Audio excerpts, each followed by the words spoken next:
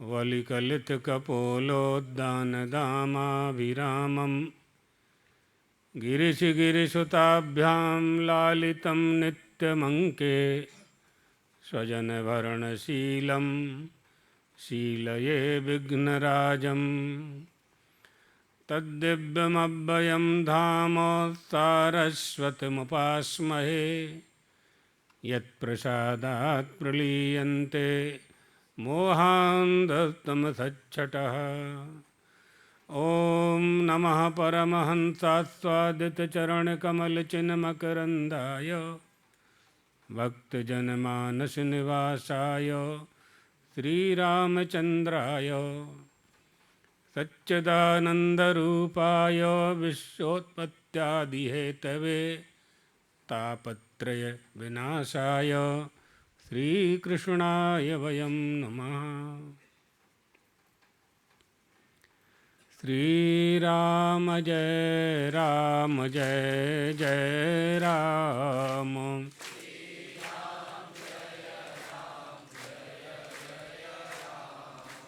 श्रीराम जय राम जय जय राम।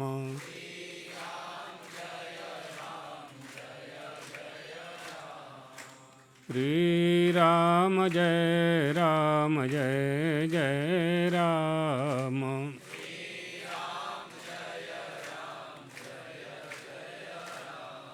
द्वारकाधीश भगवान की, पीठद्वयाधीश्वर जगद्गुरु शंकराचार्य सद्गुरुदेव भगवान की। हर हर महादेव।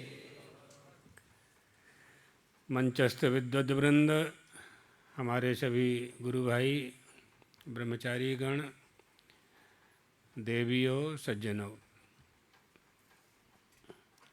कल आपने श्रवण किया गुरु कैसा होना चाहिए। श्रोत्रियम ब्रह्मनिष्ठम, श्रोत्रिय होना चाहिए और ब्रह्मनिष्ठ होना चाहिए। ऐसा होने से क्या होता है, तो अभी आपको सुनाया किस तरह से ज्ञान प्रदान करते हैं गुरुदेव। उनके ज्ञान प्रदान करने की क्या शैली है, क्या पद्धति है। जो जैसा जिज्ञासु होता है, सबसे पहले ज्ञान के लिए तो जो विकार भरे हुए हैं उनको निकालना है ना। तो उस महात्मा ने शिष्य के ज्ञान प्रदान करने के पहले विकार निकालने का प्रयास किया। जब नहीं निकले तो उन्होंने युक्ति लगाई। वो युक्ति आपको निर्विकल्प स्वरूप जी ने सुनाई कि खप्पर में उन्होंने गोबर कचरा डाल लिया। तो जब तक यहाँ तुम्हारा वो क्या है, वो लड़का रोज़ रुपया गिन करके आता था। पूरी दुकान थी बहुत बड़ी उसकी, रुपया गिन करके आता था। स्वामी जी से कहता था कि ज्ञान दो ज्ञान दो ज्ञान दो। महाराज ने कहा तेरा मन तो लगा है रुपया गिनने में, गणित वही करता रहता है, कागज पेन लिखता रहता है कितना गया कितना आया। तो चित्त की वृत्तियों को जब तक स्थिर नहीं करेंगे, उनकी जो बहिर्मुखता है उसको बस में नहीं करेंगे, तब तक गुरु का दिया हुआ ज्ञान स्थिर ही नहीं हो सकता। तो गुरु ने फिर ये युक्ति निकाली। युक्ति, दुरुक्ति, निरुक्ति, बहुत उपाय हैं। श्रुति, बहुत उपाय हैं गुरुओं के पास। इसलिए तो गुरु की आवश्यकता पड़ती है हमारे देश में। दीयते ज्ञानमत्यंत क्षीयते पाप संचयः। उत्तम ज्ञान प्रदान करके समस्त कलमशों को गुरु दूर कर देता है। गुरु के द्वारा दिए गए उपदेश से, आज्ञा पालन करने से उसके पाप धुल जाते हैं। जब वो मंत्र जाप करता है तो उसकी पाप वासना, मल, विक्षेप, आवरण तीनों शुद्ध होना चाहिए। पहले आपका शरीर कितना ही सुंदर हो और मन में मलिनता है तो कोई भी वस्तु मन में स्थिर नहीं रहेगी, है ना। जैसे सोने का घड़ा बहुत सुंदर होता है, सोना तो सबको प्रिय है, लेकिन उसमें जहर भरा हो, विष भरा हो तो कोई उसे स्वीकार नहीं करता। क्या करेगा उसका। मन मलिन तन सुंदर कैसे, विष रस भरा कनक घट जैसे। तो मन मस्तिष्क पहले हमारा पवित्र होना चाहिए, शुचिता आनी चाहिए, पवित्रता आनी चाहिए।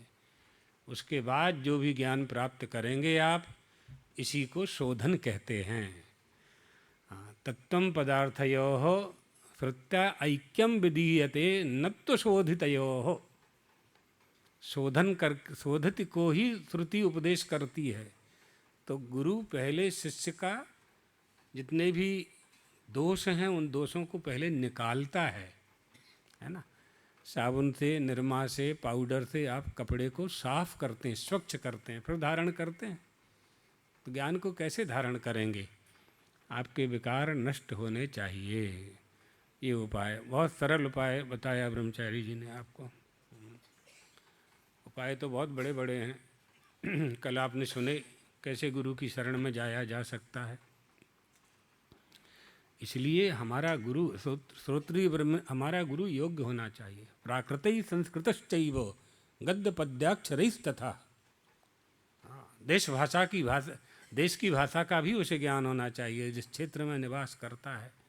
प्राकृत भाषा का ज्ञान होना चाहिए, संस्कृत का भाषा का निवास होना चाहिए। पदवाक्य प्रमाण, पद माने व्याकरण, वाक्य माने मीमांसा, और पदवाक्य प्रमाण, प्रमाण माने न्याय, वैशेषिक आदि। इन सब का ज्ञान होना चाहिए, तभी ना आपको संसार सागर से पार करा पाएगा। ये बात है। इसलिए गुरु की श्रेष्ठता सुन ली आपने। अब शिष्य कैसा होना चाहिए? यहाँ शिष्य का अर्थ केवल मंत्र लेने वाला ही नहीं है, जिज्ञासु अर्थ में अभी हम बता रहे हैं। मुमुक्षु, सही, मोक्ष की इच्छा वाला शिष्य कैसा होना चाहिए? तो भगवत पाद जैसा कह रहे हैं वैसा ही हम आपको सुना देते हैं। अधिकारी पुरुष की योग्यता का वर्णन कर रहे हैं भगवत पाद। अधिकारी पुरुष, जिज्ञासु कैसा होना चाहिए? मेधावी होना चाहिए। तो मेधावी पुरुषो विद्वान ऊहापोह विचक्षणाः अधिकार्यात्म विद्यायाम उक्त लक्षण लक्षितः। उक्त लक्षण लक्षिताः, इन लक्षणों वाला होना चाहिए शिष्य को। कैसा? जो मेधावान हो, तर्क वितर्क करने में भी कुशल हो, और सबसे बड़ा लक्षण उसका बताया जा रहा है कि उसके मन में तीव्र जिज्ञासा हो। तीव्र जिज्ञासा, जब तीव्र जिज्ञासा होती है यानी बहुत प्यास लगी होती है आपको, तभी जल पीने का आनंद आपको आता है। भूख लगी होती है, बुभुक्षा होती है, तभी भोजन का सुख आपको प्राप्त होता है।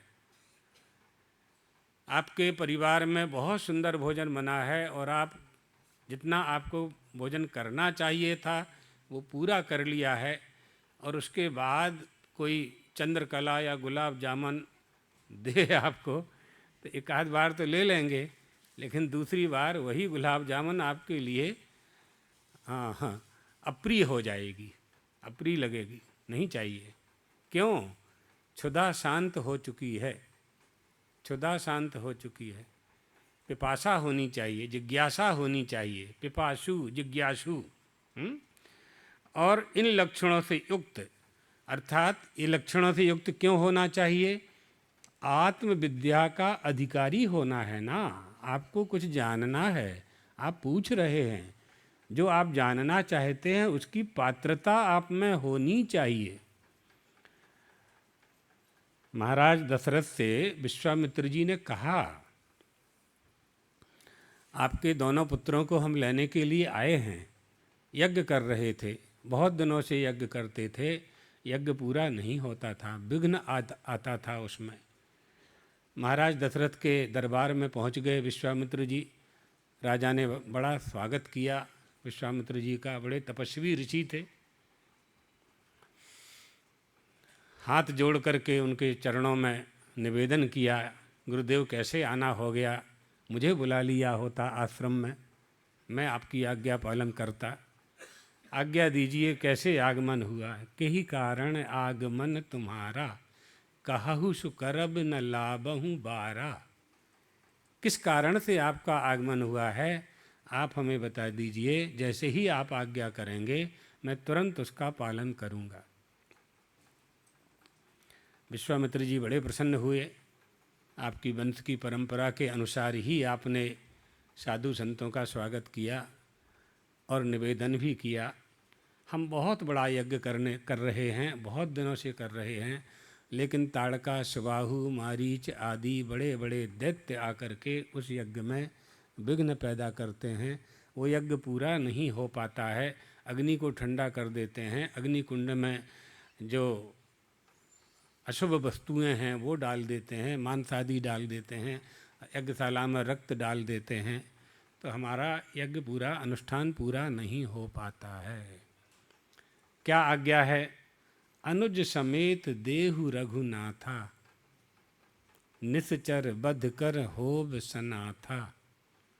भाई के साथ रघुनाथ को दे दीजिए, लक्ष्मण जी और रघुनाथ जी को दे दीजिए, मैं यज्ञ पूरा कर लूँगा और मेरा अनुष्ठान संकल्प पूरा हो जाएगा। महाराज दशरथ ने कहा, छोटे छोटे बालक हैं, अभी घर से बाहर नहीं निकले हैं, अयोध्या के बाहर नहीं देखे हैं, दैत्य बड़े बड़े हैं और बलशाली हैं, मैं जानता हूँ, और दैत्य मैली विद्या में प्रवीण होते हैं, तंत्र करने में प्रवीण होते हैं। हमारे छोटे छोटे बालक उनसे युद्ध नहीं कर पाएंगे। मैं चलता हूँ और मैं आपके यज्ञ की सुरक्षा करूँगा। यम अक्षौहिणी सेना तेनाहम पतिरीश्वरः। ये अक्षौहिणी सेना है, इसको लेकर के मैं चलूँगा, यज्ञ की सुरक्षा करूँगा। महाराज दशरथ ने कहा नहीं, विश्वामित्र जी ने कहा नहीं, हमें तो दोनों पुत्र ही चाहिए, दोनों ही पुत्र चाहिए, दूसरा कुछ स्वीकार नहीं है। और आप वचनबद्ध हैं, आपने कहा है कि हम देंगे। बड़ा सुंदर प्रसंग है रामचरितमानस में। तो मांगहु भूमि धैनु धन कोसा, सर्वस देहु आज सहरोसा। देह प्राण ते कछु प्रिय नाही, सो मैं देहु निमिष एक माही।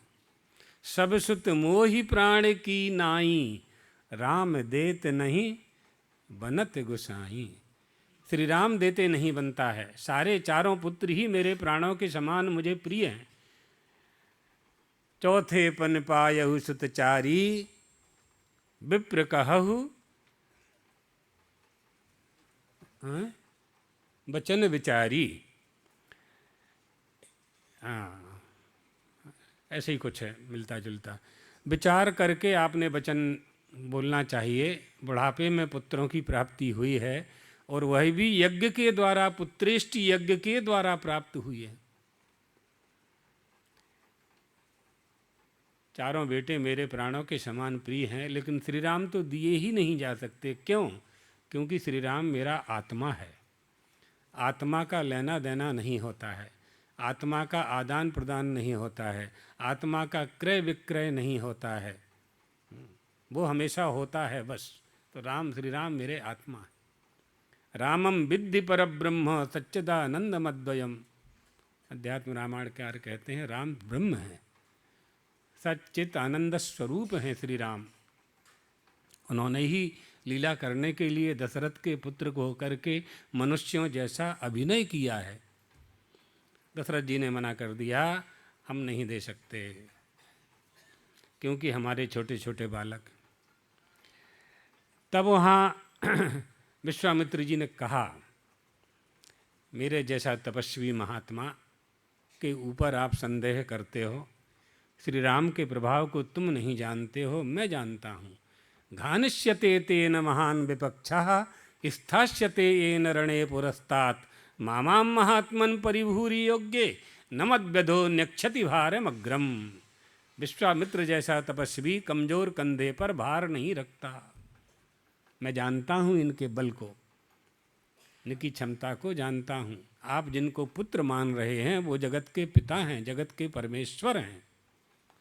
इसलिए बहुत सुंदर प्रसंग है। सो वशिष्ठ जी बीच में आए और वशिष्ठ जी ने महाराज दशरथ से कहा, आपके बालकों को शक्ति संपन्न करा कर के भेजेंगे। विश्वामित्र जी की अवज्ञा नहीं करनी चाहिए। उनका यज्ञ पूरा हो चाहे ना हो, यज्ञशाला में जो विघ्न आ रहा है वो दूर हो चाहे ना हो, लेकिन विश्वामित्र जी यदि क्रोधित हो गए तो अयोध्या में जरूर विघ्न प्रारंभ हो जाएंगे। इसलिए इनके साथ भेज दीजिए। आज्ञा का पालन, गुरु आज्ञा, गुरु आज्ञा। क्या बता रहे थे हम? कमज़ोर कंधों पर भार नहीं रखते हैं। इतनी बात बताने के लिए ये भूमिका बनानी पड़ी। कैसे कैसे शिष्य को ज्ञान देना है हमें। जो शिष्य जिज्ञासु है और जिसके मन में ज्ञान को धारण करने की योग्यता है। योग्यता कहाँ से आएगी? जिज्ञासा से ही आ गई। बस जिज्ञासा हुई और योग्यता आ गई। द्वारका जाने के लिए आप चल पड़े, एक ही कस्मिन पदे, एक एक पैर आगे रखे आपने, और द्वारका जाने के लिए आप निकल पड़े, माने द्वारकाधीश मिल गए। आपके मन में उस परमात्मा को जानने की जिज्ञासा हुई, अर्थात आप में वह परमात्मा को प्राप्त करने की योग्यता आ चुकी। अस्याधिकारिणाः साधन चतुष्टय संपन्नम भूत्वा, है ना। इसका जो अधिकारी है वो आएगा, अभी आगे आएगा साधन चतुष्टय का भी। अधिकार पहले आना चाहिए। अधिकार, प्रयोजन, संबंध, है ना। विषयश्चाधिकारश्च संबंधश्च प्रयोजनम ग्रंथादौ प्रदातव्यम एतद अनुबंध चतुष्टयम। ये अनुबंध चतुष्टय है। ये ग्रंथ के निर्माण में इसका ये ध्यान रखा जाता है। विषय क्या है, प्रयोजन क्या है, संबंध क्या है, इसका अधिकारी कौन है, ये विचार किया जाता है। इसी तरह से साधन चतुष्टय, है ना। तो अभी यहाँ ग्रंथ के अनुसार ही चलते हैं। जब गुरु योग्य मिल जाते हैं तो फिर शिष्य गुरु की योग्यता को देख करके ज्ञान प्रदान करते हैं। क्या देना चाहिए? बहुत से लोग मंत्र लेने के लिए जाते हैं गुरुओं के पास, तो मंत्र से ठीक है, लेकिन मंत्र से कब आपको लाभ मिलेगा? जब आप मंत्र का जाप करेंगे। मंत्र लेने से मात्र से कुछ नहीं होने वाला है। मंत्र का जाप आप जब करेंगे, जब उसका अनुष्ठान करेंगे, जब विधि का पालन करेंगे, विधि का पालन करेंगे, विधि पूर्वक, न्यास पूर्वक, विनियोग पूर्वक, ऋषि का सबका ध्यान करके जब आप मंत्र जपेंगे तो उसका लाभ मिलेगा। ये सब नहीं आता है हमको, जिनका ये कहना है उनको कोई आवश्यकता नहीं है। श्री राम मंत्र है ना, करिए, श्री राम मंत्र करिए, कोई विधान की आवश्यकता नहीं है, ऐसे ही कल्याण हो जाएगा आपका। भगवान ये नहीं देखते हैं कि कौन क्या कर रहा है, भगवान यह देखते हैं कि उसके मन में क्या है ना। इसलिए अगर विधान में जाते हैं आप, अगर मंत्रों में जाते हैं, साधना में जाते हैं, आराधना में जाते हैं, तो उसकी जो विधि है उसका पालन करना ही चाहिए। हाँ, नहीं तो बात नहीं बनेगी। तो गुरु ये देखते हैं और विधान बनाते हैं।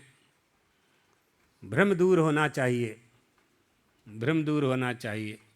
जब तक हम में भ्रम रहेगा, संदेह बना रहेगा, संशय बना रहेगा। संशय का नाश श्रवण से होता है, सत्संग से होता है। श्रवण की विधि है, उतना नहीं कर सकते हैं, सत्संग करें। सुनते सुनते सुनते सुनते मन में निर्मलता आ जाएगी, है ना। हाँ, पंचदशी में दो तरह के भ्रम हैं, संवादी भ्रम और असंवादी भ्रम। संवादी भ्रम क्या है? एक व्यक्ति मणि की प्रभा को मणि समझ करके दौड़ रहा है, ये संवादी भ्रम है। कोई बात नहीं, मणि तो मिल ही जाएगी। लेकिन एक व्यक्ति दीपक की ज्योति को मणि समझ के दौड़ रहा है, कैसे मिलेगी? तब गुरु की आवश्यकता पड़ेगी, तब गुरु चाहिए आपको, तब गुरु चाहिए। हमारे जीवन में हमें क्या चाहिए? रागत द्वेष प्रशाखम विषय गुण समुद्भासिधि वृत्ति शाखम धर्माधर्म प्रवृत्ति प्रचर सुख समुद्वेग भोग प्रबालम छिंदः संसार वृक्षम निशितिमतिमः शास्त्र निक्षेप दक्षः प्रत्यक तत्वस्थलीगम निबिड़तम तमो मूल लब्ध प्ररोहम। सर्वज्ञात मुनि कहते हैं संक्षेप संक्षेप शारीरिकम में, शिष्य गुरु कह रहे, गुरु के रूप में कह रहे हैं शिष्य को, ये संसार महान वृक्ष है, ये बहुत बड़ा महान वृक्ष है, प्रत्येक आत्मा के वक्षस्थल पर महामाया के गर्भ से अंकुरित हुआ है। राग द्वेष इसकी शाखाएं हैं।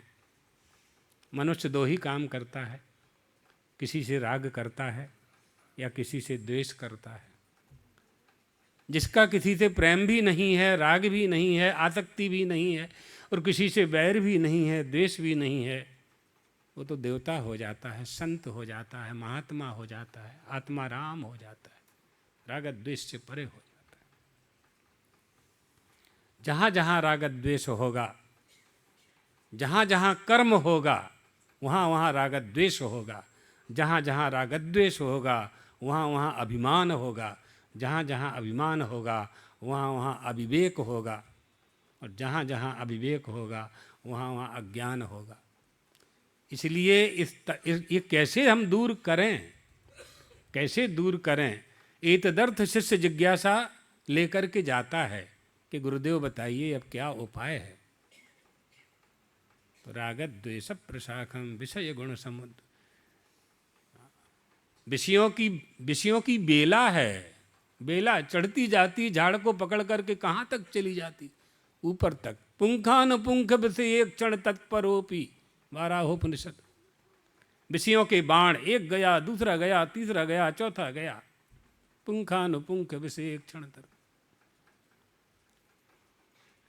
इनसे मुक्त होना है।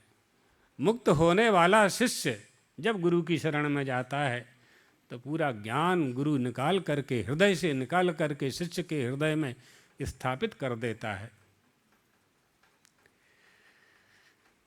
तब शिष्य का कल्याण होता है।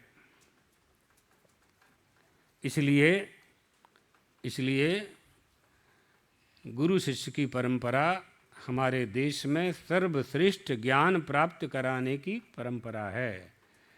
यहाँ लिखा है 14 श्लोक में कथित अधिकारी का वर्णन करते हुए कहा जा रहा है व्याख्यान में, शिष्य को मेधावी होना चाहिए। धीर धारणावती मेधा। अमरकोश के अनुसार श्रुति के अर्थ को धारण करने की क्षमता वाली बुद्धि को मेधा कहते हैं। ऐसी मेधा जिसमें हो उसे मेधावी कहते हैं। ऐसे मेधावी शिष्य, ऐसे जिज्ञासु शिष्य को गुरु ज्ञान का उपदेश करते हैं। अधिकार होना चाहिए, काव्य कोशादि का ज्ञान होना चाहिए, ज्ञाता होना चाहिए, व्याकरण का ज्ञान होना चाहिए, मीमांसा का ज्ञान होना चाहिए, तब ज्ञान की प्राप्ति होती है। प्रश्न करने के लिए तो ज्ञान चाहिए ना, कुछ भी प्रश्न नहीं करना है,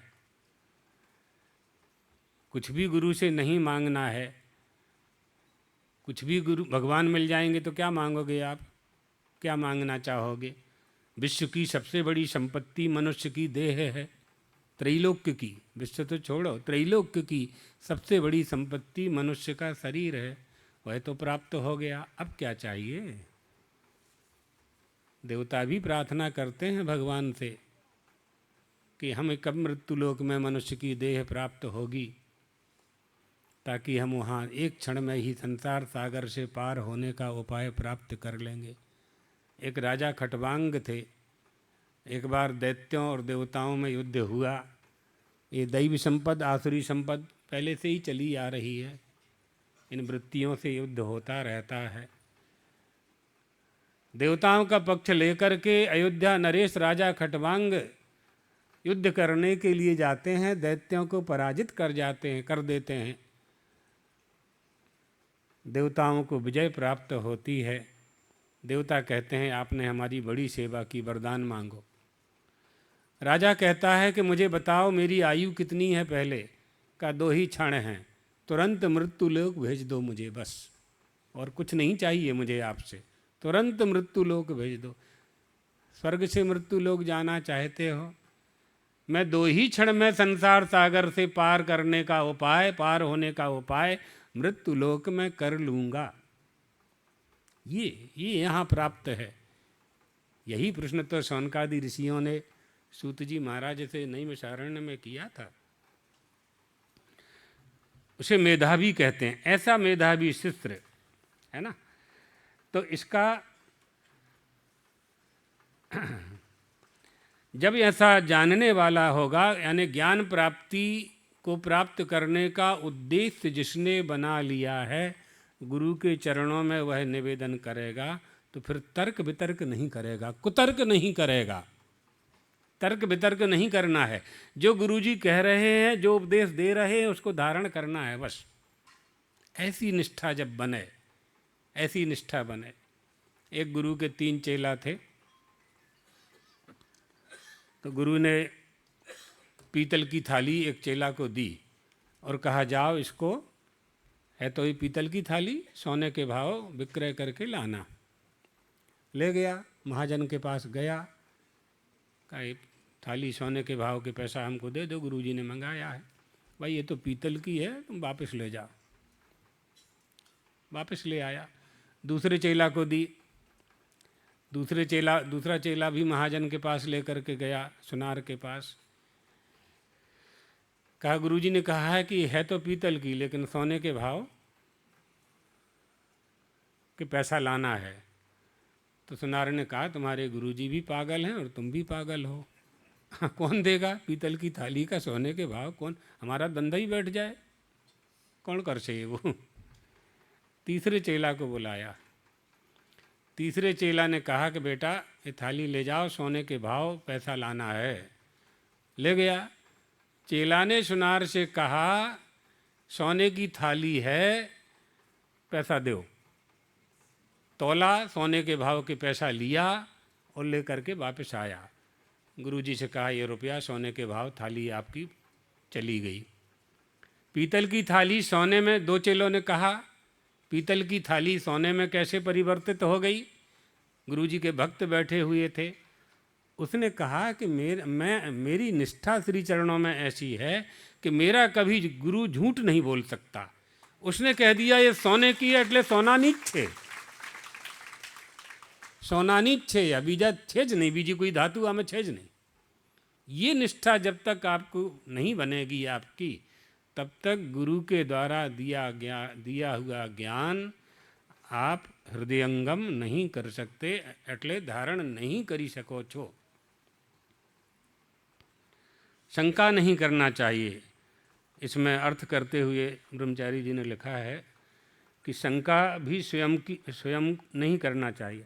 अन्य के प्रश्नों का समाधान खुद के लिए अधिक लाभदायक नहीं होता। उधार का प्रश्न करते हैं ना लोग, उधार खुद का नहीं है, वो दूसरे से पूछ पाछ के आ जाते हैं, क्या मिलेगा। प्रश्न जिसके मन में उत्पन्न हो वही व्यक्ति यदि प्रश्न करता है तो इसका उत्तर सबसे ज़्यादा उसी को ही समझ में आता है जिसने प्रश्न किया है, क्योंकि गुरु जो सुनाएंगे तो प्रश्न करने वाला तो है नहीं। एक लड़का ऐसे ही प्रश्न लेकर के आया था, बड़ा अच्छा नाम था उसका भी, हाँ सोनी था, हाँ निडर सोनी, हाँ निडर सोनी। दूसरे का प्रश्न लेके आया था। अब हमने जो कहा सुन के चला गया, वो क्रॉस कर ही नहीं सका, जिज्ञासा नहीं कर सका। वो हमने जो कहा वो लेके चला गया।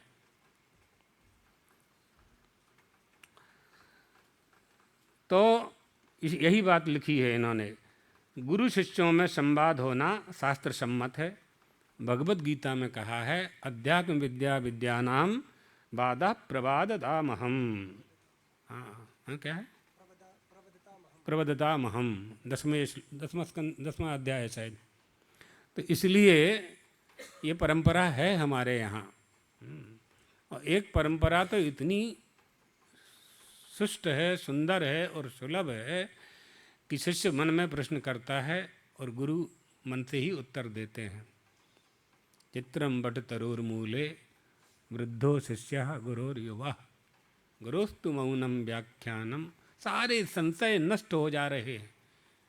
मौन, आंख बंद करके शिष्य प्रश्न कर रहे हैं, गुरुजी नेत्र बंद करके उत्तर दे रहे हैं। ये निष्ठा। सनंदर गंगा जी के उस पार गए हुए थे और गुरुजी ने किसी काम से उनको बुलाया, तो बाढ़ आई हुई थी, जल बहुत प्रवाहित हो रहा था। विचार करने लगे कैसे गंगा जल को पार करें, नदी को कैसे पार करें। कोई उपाय नहीं दिखाई पड़ रहा था। गुरुजी स्मरण कर रहे हैं, तो सोचने लगे। तुरंत एक ही क्षण में उनके ध्यान में आया कि जो गुरु संसार सागर से पार कर सकता है वो नदी पार नहीं कराएगा। सो नदी में प्रवेश कर लिया। तो उनके चरणों के नीचे, पैरों के नीचे नीचे कमल के फूल आते गए, नौका बन करके, नाव बन करके।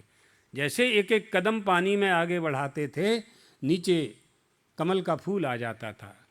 वहीं से उनका नाम पड़ा पद्मपाद। जो गोवर्धन मठ पूर्वामनाय के प्रथम आचार्य हुए। परस्पर विवाद करने वालों का तत्व निर्णय के लिए किए जाने वाला वाद में ही हूँ। वादे वादे जायते तत्वबोधः। गुरु शिष्यों के बार बार वाद करने से तत्वबोध उत्पन्न होता है। अतः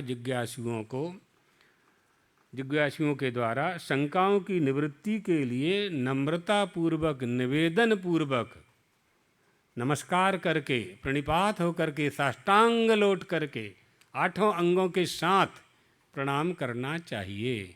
उसके बाद गुरु जब प्रसन्न हो तब उनसे प्रश्न करना चाहिए। ये परंपरा है। ब्रह्म जिज्ञासा की प्राप्ति के लिए प्रश्न करना है तो कैसे करें? कहा, विवेक नो विरक्तस्य समाधि गुणशालिनः मुमुक्षो रेविहि ब्रह्म जिज्ञासा योग्यता मता। यही योग्यता है। नित्यानित्य वस्तु का विवेक करने वाला जिज्ञासु होना चाहिए। समाधि षटकम, 6 संपत्ति को जानने वाला होना चाहिए, धारण करने वाला होना चाहिए, विवेकी होना चाहिए, 6 संपत्तियों से युक्त होना चाहिए और मुमुक्षु, यह ब्रह्म जिज्ञासु की योग्यता है। ब्रह्म सूत्र में आता है, अथातो ब्रह्म जिज्ञासा। कदा जिज्ञासा कर्तव्या? साधन चतुष्टय संपन्नम भूत्वा ब्रह्म जिज्ञासा कर्तव्या। साधन चतुष्टय संपन्न होकर के ब्रह्म जिज्ञासा करनी चाहिए। साधन चतुष्टयम किमस्ति? नित्यानित्य वस्तु विवेकः, यह मूत्रार्थ फलभोग विरागः, समाधि षटकम और मुमुक्षा। ये साधन चतुष्टय है। इसका अधिकारी जब हो जावे तब ब्रह्म को जानने का अधिकार उसमें आता है। तब भी गुरु की आवश्यकता पड़ेगी। अभी तो अधिकार जानने का आया है, जाना नहीं है। जाना नहीं है, जान जाएगा। जानना क्या है? वहाँ जानना क्या है कि जो जिसे तुम खोज रहे हो, तो अपने से भिन्न होकर के तुम जिसे खोज रहे हो, जो तुम्हारे पास है, जो तुम हो, तुम अपने से भिन्न होकर के किसी को खोज रहे हो। अपने से भिन्न, अभिन्न को भिन्न होकर के खोज रहे हो।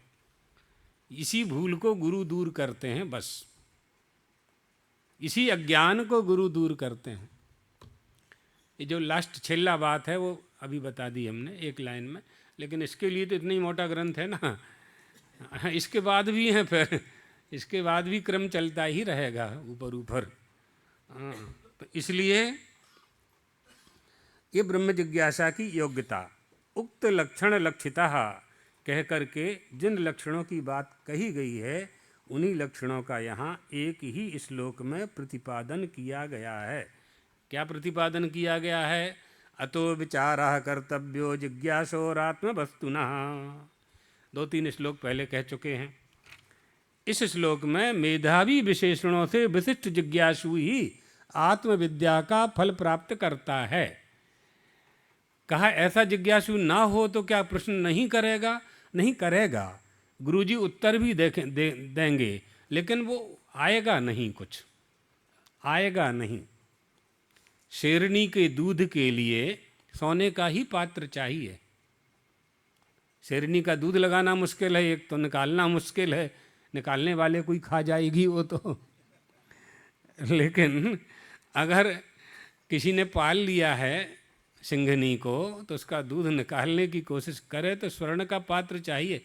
इतना तेज होता है वो दूध कि पात्र, कोई भी धातु का पात्र होगा वो फट जाएगा, तड़ाक से टूट जाएगा। इसलिए अधिकार आना चाहिए। विशिष्ट जिज्ञासु से आत्मविद्या का फल प्राप्त करना है। जानने की इच्छा को जिज्ञासा कहते हैं। क्या जानना है? ब्रह्म विषयक जिज्ञासा ही करना है। रोटी कपड़ा मकान नहीं मांगना है गुरु से। उसके लिए तो परमात्मा ने 2 हाथ दिए हैं और 2 पैर दिए हैं। इन पैरों से चलो, इनसे प्राप्त करो। जो प्राप्त करोगे उससे खाओ और दूसरों को भोजन कराओ। उसके लिए पर्याप्त है शरीर। क्या मांगना है? हमें मनुष्य पशु की देह प्राप्त नहीं हुई, स्थावर जंगम कीट पतंग हम नहीं बने, मनुष्य बने हैं। ये कम कृपा है क्या हमारे ऊपर? परमात्मा की बहुत बड़ी कृपा है। इसको प्राप्त करने के लिए अब तो ऐसी वस्तु प्राप्त करनी है। हर आदमी प्रमोशन चाहता है ना। तलाटी ही तो मामलातदार बनना चाहता है, और मामलातदार एसडीएम बनना चाहते हैं। एसडीएम ऊपर अपर कलेक्टर, अपर कलेक्टर क्या बोलते हैं, उसके बाद कलेक्टर, फिर कमिश्नर, फिर रिटायर्ड हो गए तो चुनाव लड़के मंत्री बनते ही जाते हैं। अंत नहीं है बनने का। जो बने थे वो भूल गए। क्या बने थे? मनुष्यत्वम मुमुक्षत्वम। जो मनुष्यत्व था, जिस मनुष्य को मनुष्यत्व प्राप्त करना था, उसको न प्राप्त करके और सब कुछ प्राप्त करते गए। हम सब कुछ प्राप्त करते गए। उन्नति चाहते हैं ना, ये अच्छी बात है। जो लोग ऐसा चाहते हैं वो ऐसी बात ना, कोई अपराध नहीं है ये कामना। लेकिन जब हमारा मनुष्य का शरीर बन गया तो इसके बाद भी कोई शरीर है ना ऊपर, इसके ऊपर भी कोई शरीर है। उसको प्राप्त करने का प्रयास इस शरीर को करना चाहिए कि नहीं करना चाहिए? जैसे जो पद मिल गया, उस पद के ऊपर के पदों को प्राप्त करने की कामना मनुष्य की होती है, जो हमने बताए। तलाटी, पटवारी, मामला, तो प्रमोशन करते जाते हैं ना। इसी तरह से मनुष्य की देह के बाद ऊपर भी कोई देह है। उस देह को प्राप्त करना है। उत्तम उत्तम उत्तम कर्तव्य तो यह है हमारा इस मनुष्य देह का कि हमें मोक्ष की प्राप्ति हो जाए, मोक्ष मिल जाए। लेकिन वहाँ तक नहीं पहुँच पाते हैं तो क्रमशः तो उन्नति हम अपनी कर ही सकते हैं। हाँ? यक्ष, किन्नर, गंधर्व, देव, लोकालोकों की प्राप्ति धीरे धीरे धीरे धीरे ब्रह्मलोक तक पहुँच जाएं, ब्रह्मा जी तक पहुँच जाएं। उत्तरोत्तर वृद्धि होती है, उत्तरोत्तर आनंद की भी प्राप्ति होती है। कहाँ कितना आनंद मिलता है इसका भी वर्णन है उपनिषदों में। कहाँ कितना आनंद मिलता है। मनुष्य लोक में कितना आनंद है, देवलोक में, गंधर्व लोक में, मनुष्य होने में, गंधर्व होने में, सुर होने में, देवता होने में, इंद्र होने में कितना आनंद है, सब है। हम तो यहीं उलझ गए केवल 4 कमरे के मकान में, रोटी कपड़ा मकान में, सरकार में और चुनाव में और व्यापार में और प्रपंच में। तो हमारा उन्नति की जगह पतन होगा, पतन होगा। तूर्णम यतेत न पते धन मृत्यु यावत। अपनी उन्नति करना है तो ये शरीर गिरे, इसकी मृत्यु हो, इसके पहले ही उपाय कर लेना चाहिए। इसके पहले ही उपाय करना चाहिए। शरीर तो गिरेगा कभी ना कभी, गिरे और उसके पहले उपाय कर लें हम। ये मनुष्य का पहला कर्तव्य है। इसलिए वो योग्यता मानव शरीर में है। उक्त लक्षण लक्षिता। हाँ, जानने की इच्छा को जिज्ञासा कहते हैं और ब्रह्म जिज्ञासा ही श्रेष्ठ है। अर्थात यहाँ अवगति पर्यंत विचार को जिज्ञासा कहा जा रहा है। माने अखंडाकाराकारित जो वृत्ति है, उस वृत्ति का निर्माण करके स्वरूप चैतन्य में जिज्ञासा पद के लक्षण मात्र, जिज्ञासा पद ही लक्षण, ऐसे लक्षणों से युक्त जो जिज्ञासा है वही हमारा लक्ष्य है। ऐसा शिष्य जब गुरु के पास जाता है लक्ष्य का निर्धारण करके कि हमें कोई वस्तु नहीं चाहिए, कोई वस्तु नहीं चाहिए, हमें तो ऐसी वस्तु चाहिए जिस वस्तु के ऊपर कोई ना हो, कोई दूसरी वस्तु ही ना हो, जिसे प्राप्त करने के बाद किसी वस्तु को प्राप्त करने की इच्छा ना हो, ऐसी वस्तु की जिज्ञासा लेकर के जाते हैं। हस्तन्यस्त नताप वर्ग मखिलो दारम किशोराकृति, वो ऐसी वस्तु है जिनका कल अवतार होने वाला है। वो तो पहले ही गया है, अपन मनाएंगे कल जन्माष्टमी को, है ना। अस्ति स्वस्तरणी कराग्र विगलत कल्प प्रसूनाप्लुतम वस्तु प्रस्तुत वेणुनाद लहरी। हाँ, अब आया है, वस्तु प्रस्तुत वेणुनाद लहरी। वो ऐसी वस्तु है, यानी मोक्ष ऐसी वस्तु है जिसे प्राप्त कर लेने के बाद कुछ प्राप्त करने की इच्छा नहीं होती। इसलिए वेदांत विचार करने की आवश्यकता है, वस्तुओं का संपादन ही करना है। इसलिए शास्त्रों ने नित्य वेदांत अध्ययन करते रहने का आदेश दिया है। स्वाध्यायान न प्रमदितव्यम, स्वाध्याय में कभी प्रमाद नहीं करना चाहिए, अध्ययन करते रहना चाहिए। जागृत में सुषुप्ति पर्यंत, मृत्यु पर्यंत केवल वेदांत वाक्यों का ही चिंतन करना चाहिए। कामादि दोषों को किंचित मात्र भी अवसर नहीं देना चाहिए। आप जब वेदांत वाक्यों का विचार नहीं करेंगे, भगवत भक्ति में मन नहीं लगेगा, तो विचार तो आएंगे, ऐसे विचार आएंगे जो इस देह को कुमार्ग पर ले जाएंगे, इस देह को कुमार्ग पर ले जाएंगे।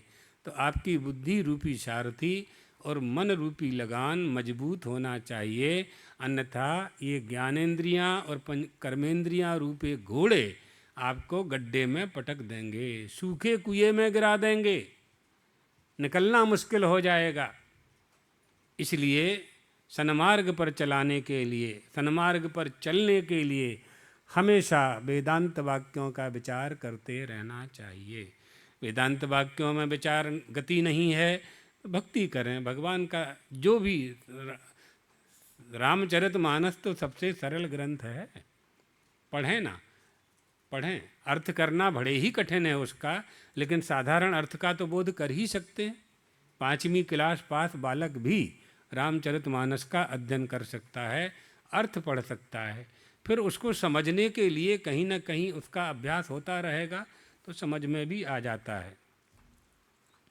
देहात्म ज्ञान विज्ञानम, मैं मनुष्य हूँ, इस प्रकार का देह में आत्मबुद्धि रूपी जो दृढ़ ज्ञान हो गया है, अर्थात लौकिक पुरुषों को यह जो ज्ञान हो गया है, उसी प्रकार देह में आत्मबुद्धि का निवर्तक मैं ब्रह्म हूँ, ऐसा दृढ़ ज्ञान आत्मा में ही जिसको हो गया है, वह ज्ञानवान मोक्ष की इच्छा न करते हुए भी मुक्त हो जाता है।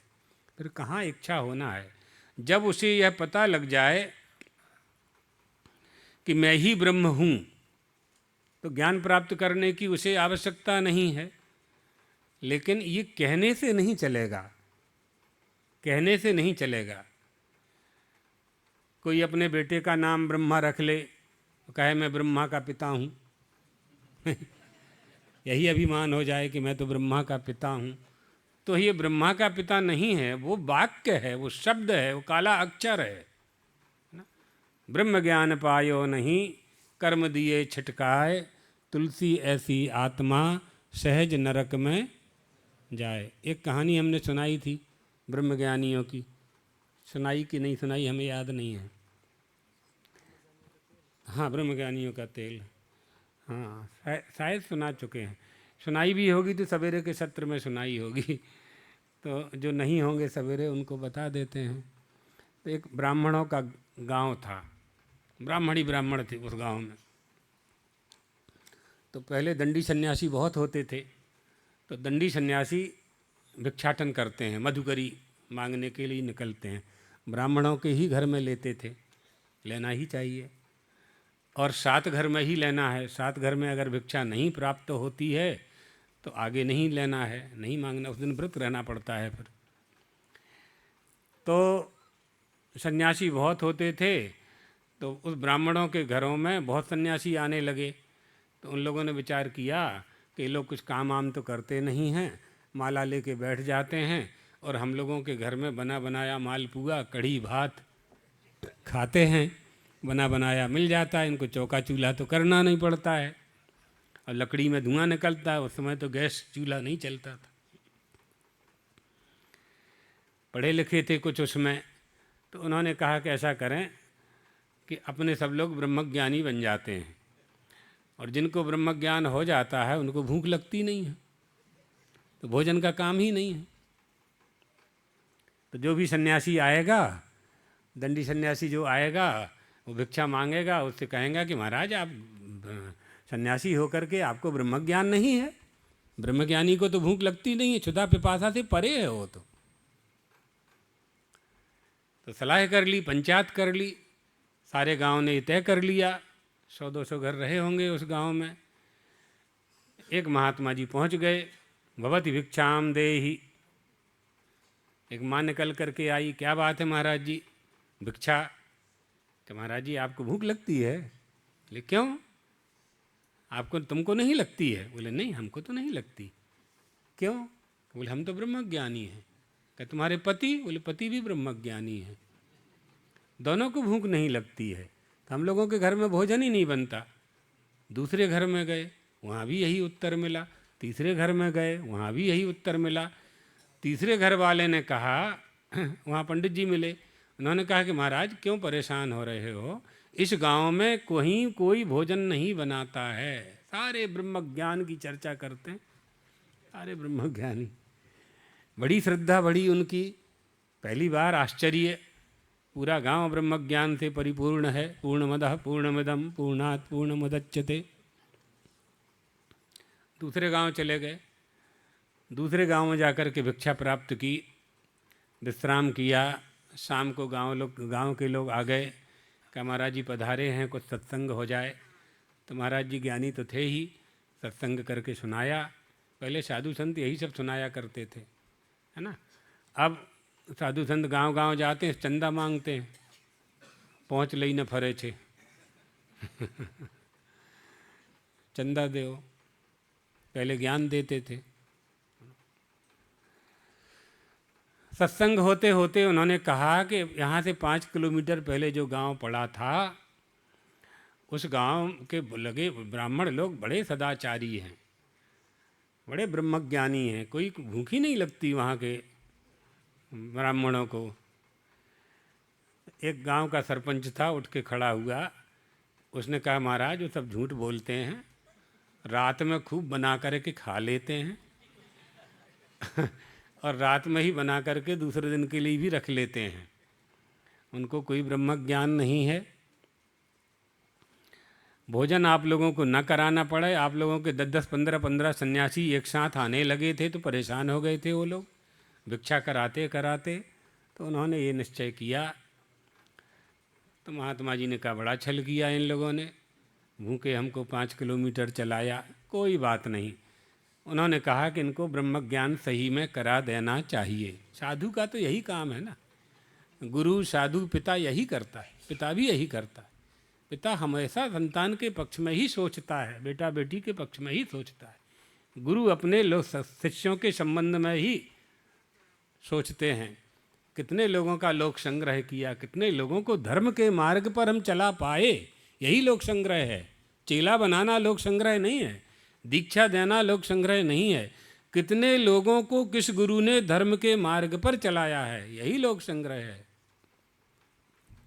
हमारे गुरुजी कहते थे ये बात उपदेश में।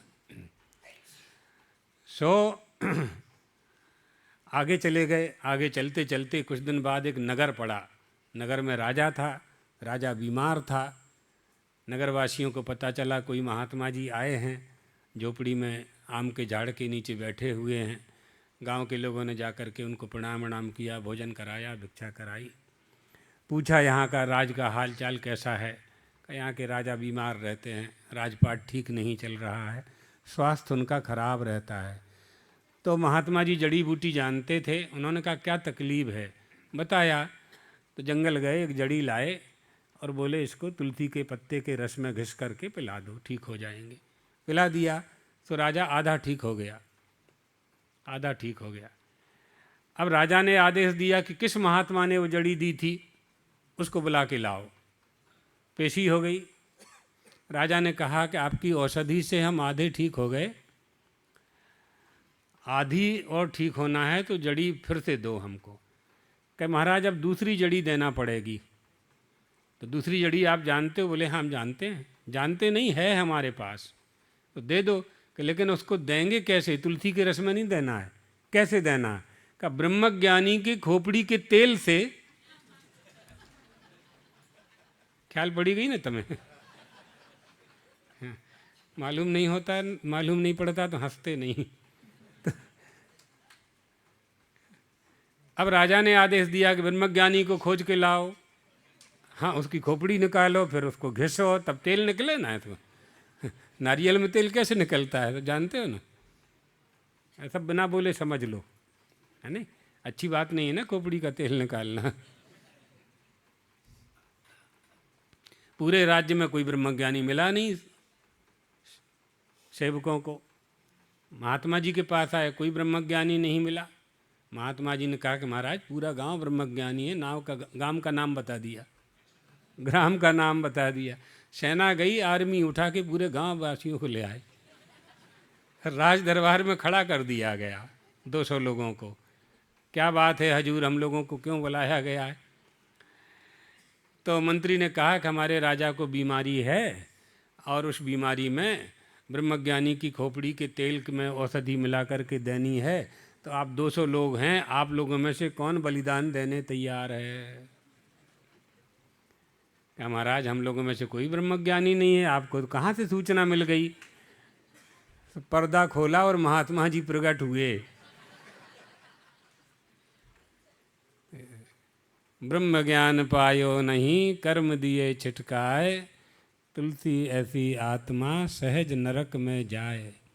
इसलिए ब्रह्मज्ञानी जो हो जाता है वो कहता नहीं है कि मैं ब्रह्मज्ञानी हो गया हूँ,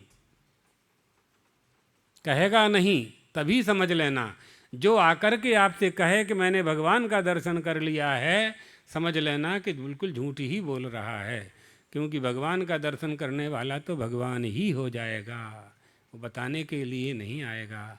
इसलिए ब्रह्मज्ञानी कभी नहीं कहेगा कि मुझे ब्रह्मज्ञान हो गया है, क्योंकि इस अभिमान को नष्ट करके ही तो ब्रह्मज्ञानी होगा। ना हम मन्येषु वेदेति नो न वेदेति वेद च, यो नस्तद्वेद तद्वेद नो न वेदेति वेद च। गुरु ने शिष्य से पूछा, बेटा तूने ब्रह्म को जान लिया? कहा नहीं जाना गुरुजी। कहा जाओ फिर से जानने का प्रयास करो, तपस्या करो। चला गया, लौट करके आया 12 साल के बाद। कहा गुरुजी ने पूछा ब्रह्म को जान लिया? कहा जी जान लिया। कहा फिर जाओ तपस्या करो। नहीं जाना अब। जब उसने कहा कि नहीं जाना तब भी गुरुजी ने भेज दिया, और जब ये कहा कि जान लिया तब भी भेज दिया। पुनः लौट करके जब आया, कहा ब्रह्म को जान लिया? जी गुरुजी, यहाँ जो आपके 10,000 विद्यार्थी निवास करते हैं, जिन्होंने ब्रह्म का साक्षात्कार कर लिया है, मैंने जान लिया है कि प्राणी मात्र में परमात्मा है। भूतेषु भूतेषु विचित्त धीरा। ब्रह्म को जानने वाला ही ब्रह्म है। यावा नर्थ उदपाने सर्वतः संपुलतोदके, हंसा पायो मान सरोवर, ताल तलैया क्यों डोले, मन मस्त हुआ तो क्या बोले। जिस पक्षी ने कैलाश मानसरोवर का पानी पी लिया, फिर वो नदी नाले का पानी नहीं पिएगा। श्री राम जय राम, श्री राम जय, श्री राम जय जय राम।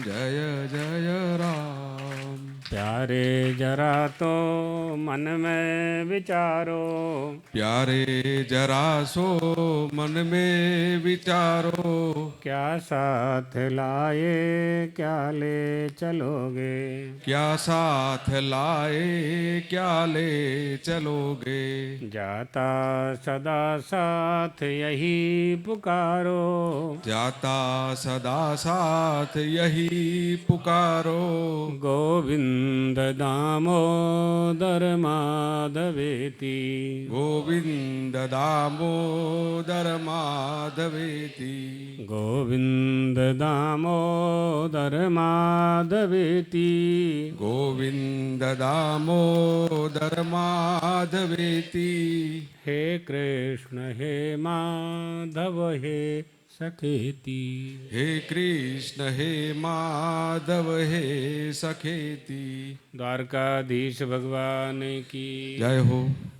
सद्गुरुदेव भगवान की जय हो। हर हर महादेव। कल जन्माष्टमी का उत्सव है। सभी लोगों को भगवान श्री कृष्ण